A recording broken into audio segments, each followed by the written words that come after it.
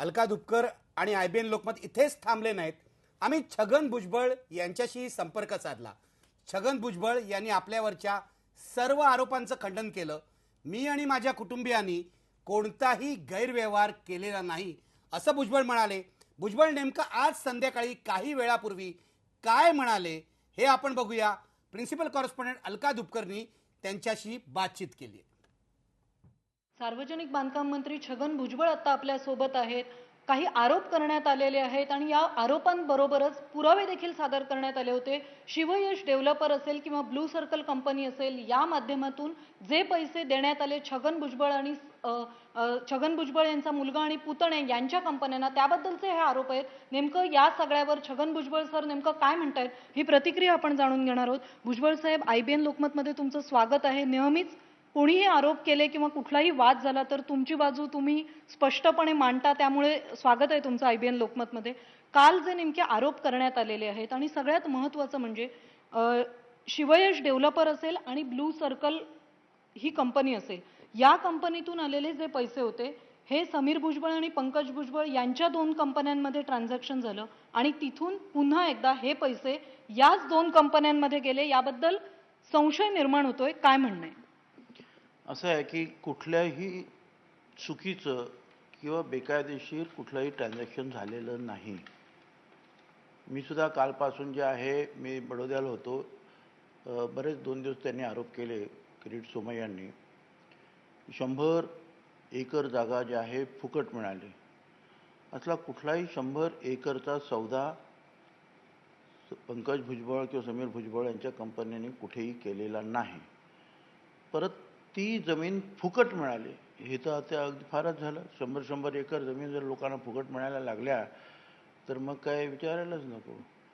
तर अशी कुठलीही जमीन जी आहे फुकट मिळालेली नाही। तिसरा आरोप त्याने आणखीन केला की त्याच्यामध्ये काही अधिकाऱ्यांना 4-4 कोटी रुपयाचे फ्लॅट फुकट देण्यात आले आणि अशी 40 अधिकाऱ्यांना। मला सांगा, त्या तिथे जे आहे 18-20 लाख रुपयाची जी आहे ज्या फ्लॅटची किंमत आहे तिथे 4-4 कोटी रुपये 4-4 कोटी रुपये जर त्यांना खर्च कोणाला करायचे असेल मुंबईत फ्लॅट घेतील का? त्या नवी मुंबईत तिकडे पार खारघरच्या जे डोंगरात जातील, तो फार लांब कुठेतरी प्लॉट आहे तो, तिथे अजून काही वस्ती सुद्धा झालेली नाही अशा ठिकाणी। या प्लॉटवर आम्ही जाऊन आलोय। आरोप थोडे बाजूला ठेवले तरी हे जे ट्रान्झॅक्शन झालेलं होतं अर्ध्या तासात 39 कोटी रुपये जे फिरले आणि पुन्हा त्याच मूळ कंपनीत गेले, याबद्दल काय म्हणणं आहे? असं आहे की अगोदर त्यांनी जे आहे ट्रान्झॅक्शन जे आहे सुरुवातीला त्यांनी जे गेली 4-5 वर्ष ट्रान्झॅक्शन सुरू आहे, त्यांच्या 1-2 कंपन्या आहेत समीरच्या किंवा यांच्या, आणि ते तिथे नवीन मुंबईमध्ये गेली 5-7 वर्ष लहान प्लॉटवर त्यांनी एक इमारत याच्या अगोदरसुद्धा बांधलेली आहे। आता हे करत असताना त्यांनी तिथलीही जी जागा जी आहे त्या डोंगराच्या बाजूची लांबची ती जागा एका कंपनीमध्ये घेतली, परंतु नंतर त्यांना म्हटलं की नको, ह्या कंपनीच्या नावाने नको, आपण हे दुसऱ्या कंपनीच्या नावाने हा प्रकल्प उभा करू। मग त्यांनी जी आहे ती जमीन जी आहे ह्या ज्यांची जमीन त्याला परत केली, त्यांनी त्याचे पैसे जे आहेत ह्या पहिल्या कंपनीला समीरच्या परत केले। समीरने जे हे पैसे जे आहेत त्याची जी दुसरी कंपनी आहे तिला दिले आणि दुसऱ्या कंपनीच्या नावाने परत ती जमीन घेतली। फक्त कंपनी जे एका नावाने झाला होता जो सौदा, तो त्यांनी दुसऱ्या कंपनीच्या नावाने, दोन्ही कंपन्या त्यांच्याच आहेत। बरोबर, तुम्ही परवश आणि देविशाबद्दल म्हणताय, पण जे मूळ शिवयश डेव्हलपर आणि ब्लू सर्कल इन्फ्राटेक मधून जे 38 कोटी रुपये परवेश आणि देविशामध्ये आले होते, हे पैसे देविशाकडून फायनली याच दोन कंपन्यांना देण्यात आले आणि अर्ध्या तासात 38 कोटी रुपये ज्या कंपनीकडून जमा होतात त्याच कंपनीला परत दिले गेले जमिनीच्या खरेदीच्या नावावर। मी जे काही समीरला विचारलेलं आहे त्याने ते असं सांगितलेलं आहे, आम्ही एका कंपनीच्या नावाने सौदा केला होता, परंतु नंतर आम्हाला असं वाटलं की आपण ह्या कंपनीच्या नावाने ह्या कंपनी, काही वेळेला काही सुपरस्टिशियस असतात किंवा काही कारणं असतात की नको ह्या कंपनीत नको, ह्या कंपनीच्या हे करूया, की ह्या कंपनीत दुसरा काहीतरी प्रोजेक्ट चालू असेल। त्यामुळे मगाशी सांगितल्याप्रमाणे फक्त जे आहे त्या कंपनीत बदल करण्याच्या दृष्टीने जे आहे ते पैसे जे आहे परत दिले घेतले ते, आणि दुसऱ्या कंपनीने ते परत ती जागा घेतली। कंपनी बदलण्याच्या दृष्टीने तो झालेला जो फक्त आहे तो व्यवहार आहे। आणि त्याच्यामध्ये याच्यामध्ये असं काय असेल, इन्कम टॅक्स आहे ना पाहायला। सर, शिवयश आणि ब्लू सर्कल या तुमच्या डमी कंपन्या आहेत असं म्हटलं जातं? अजिबात नाही। ह्या आमच्या अजिबात डमी कंपन्या नाहीत. कोणी आपलं उठायचं, लावली जीप टाळायला, असं चाललेलं आहे. सर HEX प्रोजेक्ट जिथे सुरू आहे देविशा कंपनीचा, तर ही जागा 100 एकर आहे. याची खरेदी झालेली जी सेल्स डीड आहे ती आपल्याकडे उपलब्ध आहे. तर ही 100 एकर जागा जी आहे जवळपास 117 कोटीचं रजिस्ट्रेशन करण्यात आलेलं आहे आणि ही जमीन खरेदी झालेली आहे. तर हे खरं आहे का? मला असं वाटतं की 15-20-22 एकर जमीन जी आहे यांनी घेतलेली आहे आणि तुम्ही जे म्हणता त्याप्रमाणे ती 100 एकर असेल तर ती आम्हाला द्या. आम्ही तुमच्यासाठी जे फुकट फ्लॅट बांधायचो जे आहे एखादी स्कीम करू. जर मग हे 100 117 कोटीचं खरेदी सांगितलं तुम्हाला ना, द्या ते जमीन. काय सर मी काल या HEX जिथे धर्मदाय खाते जे आहे ते आपण काहीतरी लोकांना मदत करू मग. कारण आता जर मिळणार आहे फुकट आपल्याला जमीन तर फुकट करायला काय हरकत आहे. काय पण मग कागदपत्र जी उपलब्ध आहेत देविशाच्या त्यांच्या कंपन्यांचे असतील हो, त्यांच्या कंपन्यांचे असतील ते. तुम्ही सगळ्याचं जो मिक्सिंग जे करतात आणि त्यांनी कागदपत्र दिले की तुम्ही ताबडतोब त्याच्यावर विश्वास ठेवतात. HEX जिथे याने सुद्धा आतापर्यंत जो आहे किरीट सोमय्याची ही चाल आहे.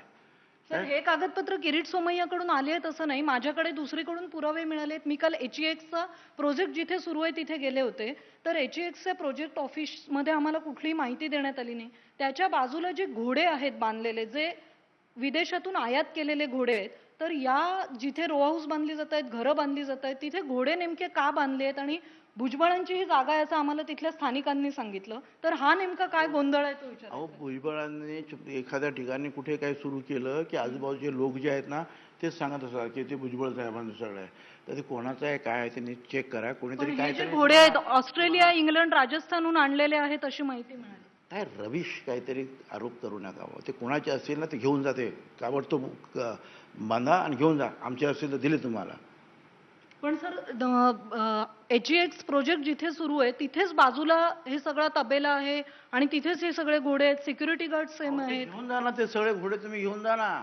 आता मी काय टांगा चालवायचं काम सुरू केलंय की काय. पण ते तुमच्या मालकीचे किंवा समीर पंकज भुजबळ यांच्या मालकीचे नाही आहेत. अजिबात नाहीत. तुम्हाला सांगितलं ना तुम्ही घेऊन जा, उपयोगी येतील तुम्हाला ते. सर एक महत्वाचं किरीट सोमय्याला द्या. तर एक महत्वाचा प्रश्न जो विचारायचा होता, जो आरोप सातत्याने केला जातोय की अजित पवार यांनी राजीनामा दिल्यानंतर भुजबळ किंवा तटकरे यांना आतला आवाज दिसून ते राजीनामा का देत नाहीत, ही विरोधक सातत्याने मागणी करतायत.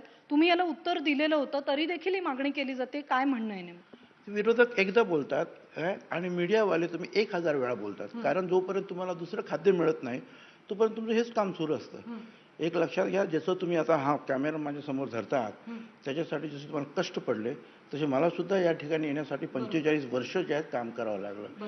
त्यामुळे कुणीतरी सांगितलं राजीनामा द्या म्हणून मी राजीनामा द्यायला खोळा नाही. मी जर काही चूक केली असेल जरूर जे आहे त्याचे पुरावे आले, पुढे चौकशी झाली, मी राजीनामा द्यायला कधीच घाबरत नाही. मागेच राजीनामा दिलेला आहे एकदा. आणि त्याच्यामध्ये तुम्ही सुद्धा तुमच्या सुपिरियर सारखंच करता, दुसऱ्याला बोलायला देत नाहीत. पूर्णपणे तुम्ही हे घेत नाहीत उत्तर. असं करू नका. मी अगोदर राजीनामा दिलेला होता 2003 मध्ये, काही निघालं नाही. बदनामी मात्र तुम्ही सगळ्यांनी माझी केली. आता परत तोच खेळ तुम्ही सुरू केलेला आहे. त्याच्यामुळे आता त्या किरीट सोमय्यांनी वेगवेगळ्या ठिकाणी माझी चौकशीसाठी दिलेलेच आहे. तर त्या एजन्सीनं चौकशी करू द्या ना. आणि चौकशीमध्ये काही सापडलंच तर मी तुम्हाला सांगितलं ना की राजीनामा द्यायला मी कधीही तयारच आहे. काय आणि महाराष्ट्र सदनच्या बाबतीमध्ये तर मी अनेक वेळा सांगितलं की सरकारच्या एखाद्या याच्यामध्ये जर काही घोटाळा कोणी आढळला की ज्याच्यामध्ये मी मंत्री आहे तर मी राजकारण सोडीन म्हणून तुम्हाला सांगितलं. तुम्ही किती वेळा तुम्हाला तेच सांगायचं आहे. म्हणजे त्याने एकदा बोललं की तुम्ही 1000 वेळा सुरू करायचं आहे. ही जी मीडिया ट्रायल जे आहे ना ते थांबवा. सर एक शेवटचा प्रश्न विचारायचा होता. तुम्ही हे काही दाखवणार नाही तिकडे, मला माहिती आहे टीव्हीवर. नाही, हे दाखवू आम्ही. सर एक शेवटचा प्रश्न विचारायचा होता. DB रियालिटी कडून जी वादग्रस्त कंपनी आहे 2G स्पेक्ट्रम मध्ये ज्याचं नाव घेतलं गेलेलं आहे, त्यांच्या कंपन्यांकडून 2006, 7 आणि 7-8 साली समीर आणि पंकज भुजबळ यांच्या कंपन्यांमध्ये पेमेंट आलेली आहेत. तर याबद्दल तुम्हाला काही माहिती आहे का? मला त्याची काही माहिती नाही आहे, परंतु मी एवढं निश्चितपणे सांगतो कुठलाही गैरव्यवहार झालेला नाही. काय आणि त्याच्याबद्दल तुम्ही समीरला विचारू शकता. तुम्ही मला जसं विचारता तर समीरला का नाही विचारत? तो जो खासदार आहे त्याला विचारा, त्याला त्याची अधिक माहिती असेल. सर त्यांनी ज्यावेळी 2009 साली आपलं ॲफिडेव्हिट भरलं त्यावेळी त्यांची मला TRP जास्त आहे म्हणून. सर तुम्ही स्पष्टपणे बोलता म्हणून तुमच्याशी अब त्याला विचारा ना. 2009 साली त्यांनी जेव्हा ॲफिडेव्हिट भरलं त्यावेळी त्यांची संपत्ती त्यांनी 2 कोटी दाखवलेली होती. तर आता ज्या सगळ्या कंपन्या फॉर्म झालेल्या आहेत आणि जवळपास 1200 कोटीपर्यंत ह्या सगळ्या ऑफिशियल त्यांच्या मालमत्ता दाखवल्या जात आहेत. तर समीर भुजबळ यांच्या तर या सगळ्या नवीन निवडणुकीमध्ये ॲफिडेव्हिटमध्ये दाखवल्या जातील. 1200 कोटीची मालमत्ता असेल काय तर तुम्ही सगळीच्या सगळी मालमत्ता त्याची घेऊन टाका. आता काय सांगू मी तुम्हाला. तुम्हीच सांगायचं आणि तुम्हीच ते चालवायचं आणि इथून ते जगाला सांगायचं. काही या देशामध्ये काही कायदे वगैरे आहेत की नाही, काही इन्कम टॅक्स आहेत, काही इतर वेगळ्या एजन्सीज आहेत की नाही काही चेक करायला.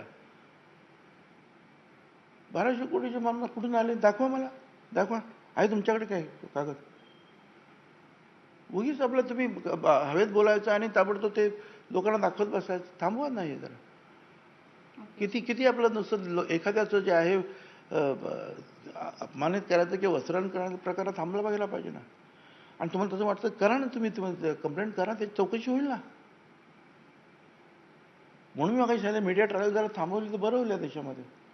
सर HEX प्रोजेक्ट जो सुरू आहे एक्स प्रोजेक्ट बद्दल आणि काय तुम्हाला एक्स प्रोजेक्ट जो खारघरला सुरू आहे तर त्याच्याबद्दल तुम्हाला आणखी काही सांगायचं कारण 100 एकर जागेवर तो प्रकल्प सुरू आहे. तिथल्या बांधकामाबद्दल कुठलीही माहिती आम्हाला दिली जात नाहीये. तिथे नेमकं काय प्रकल्पाचं बांधकाम सुरू आहे. कोण तुम्ही? तुम्हाला अधिकार काय प्रत्येक गोष्टीच्या लोकांच्या घरामध्ये घुसून तुम्ही वाटेल ते विचारा तुम्हाला ती माहिती द्यायला पाहिजे असं काय असतं का?